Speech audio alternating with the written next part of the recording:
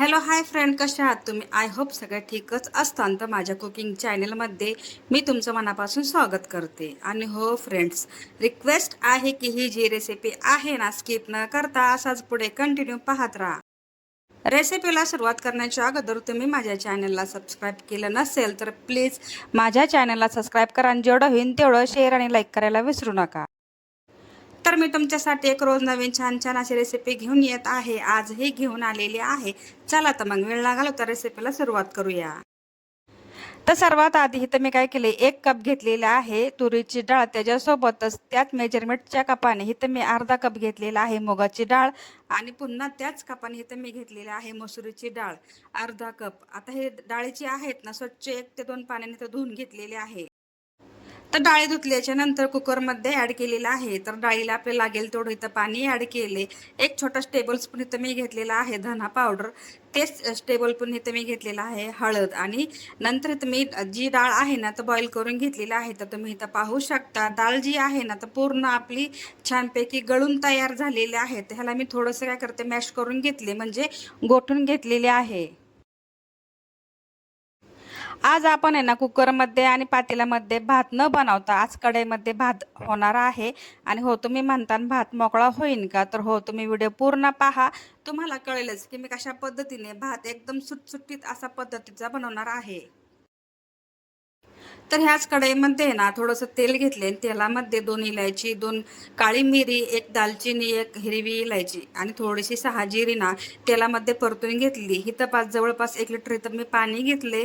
आणि हो, आपला तांदूळ जे आहे पावशेर ते दीड पावशेर असा आहे. तर मी तो उकळी आल्याच्या नंतर तो जो आपला तांदूळ आहे ना ते 1 ते 2 पाण्याने स्वच्छ धुतल्याच्या नंतर आपण इथं ह्या गरम पाण्यामध्ये ॲड केले. एवढं लक्षात ठेवायचं की पाण्याला उकळी आल्याशिवाय भात का टाकायचा नाही, तसा भात मोकळा होत नाही. आणि थोडंसं तेल जर उचलून टाकलं ना की भात एकदम मोकळा सुटसुटीत अशा पद्धतीचा होतो. तर ह्याच तेलामध्ये आपण एक चक्री फुलही टाकलेलं होतं, तुम्ही पाहू शकता. आपला जर भाताला छानपैकी उकळी आल्याच्या नंतर मी दमवरती ठेवला होता आणि तुम्ही पाहू शकता डोळ्याच्या देखत की आपला भात कशा पद्धतीने एकदम मोकळा असा सुटसुटीत एक एक त्याचा कण असा साईडला निघालेला आहे. आणि त्याला थोडंसं टेक्स्चर देण्यासाठी म्हणजे थोडंसं गार्निशिंग केली, म्हणजे थोडीशी कोथिंबीर ॲड केल्याच्या नंतर भाताचा तुम्ही कलर पाहू शकता. जसं काय आपला भात ना रेस्टॉरंटच्या पद्धतीने असा झालेला आहे. हो, घरी पण असल्या पद्धतीचा भात मोकळा सुटसुटीत होऊ शकतो. आणि तुम्ही पाहू शकता हाताने मी काय केलंय, भात आहे ना कच्चा आहे का शिजला गेलाय तो पाहिलेला आहे. तर आपला भात आहे ना परफेक्ट असा 100% पूर्ण शिजून रेडी झालेला आहे. तर मी थंड होण्यासाठी साईडला ठेवून दिलाय. थोडीशी इलायची घेतली, जवळपास 1 ते 2 टेबल स्पून आहे. ह्याच्यामध्ये थोडंसं पाणी ॲड केले. आता ह्याला काय करायचं, भिजण्यासाठी साईडला ठेवून द्यायचे.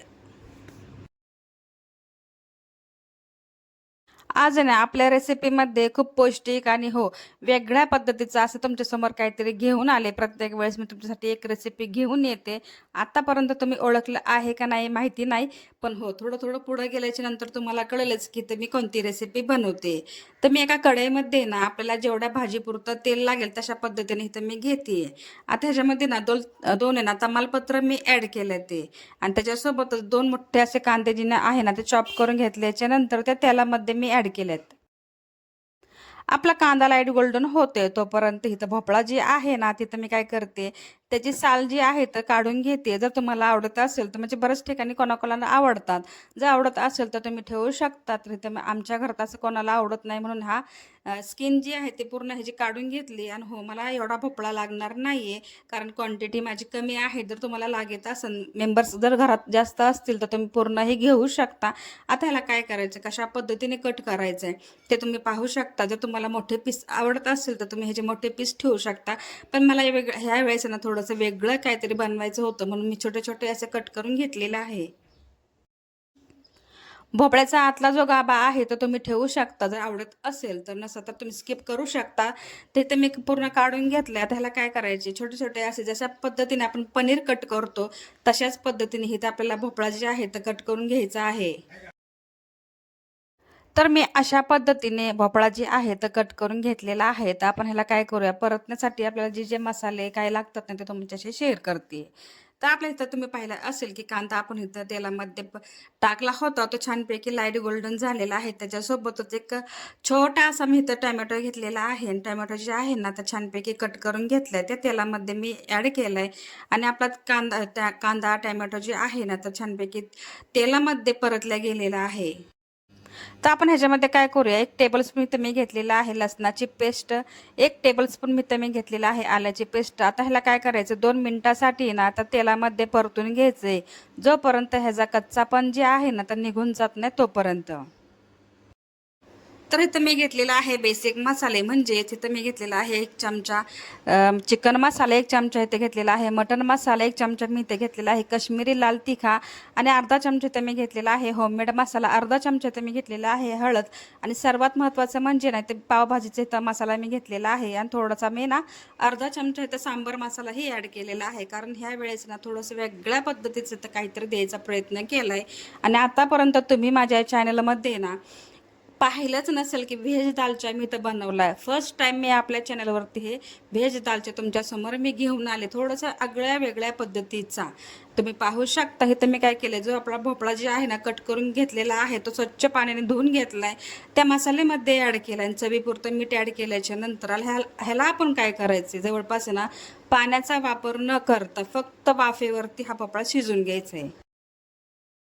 आपल्या व्हेज दालचेचा सिक्रेट म्हणजे मसाला, की इथं मी घेतलेला आहे पावभाजी मसाला, फक्त 1 टेबलस्पून इथे घेतलेला आहे.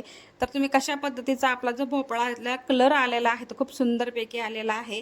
आणि दुसरी गोष्ट म्हणजे इथं आपण मस्त कोथिंबीर वगैरे ना स्वच्छ धुतल्याच्या नंतर ॲड केली. आपल्या रेसिपीला खरंच खूप सुंदरपैकी कलर आलेला आहे. इथं काय करायचं माहिती आहे का फ्रेंड्स, फक्त आपला भोपळा काय करायचं 60 ते 70% इथं बॉईल करून घ्यायचा आहे. बाकीचा ना डाळीमध्ये आपल्याला थोडंसं बॉईल करून घ्यायचं आहे.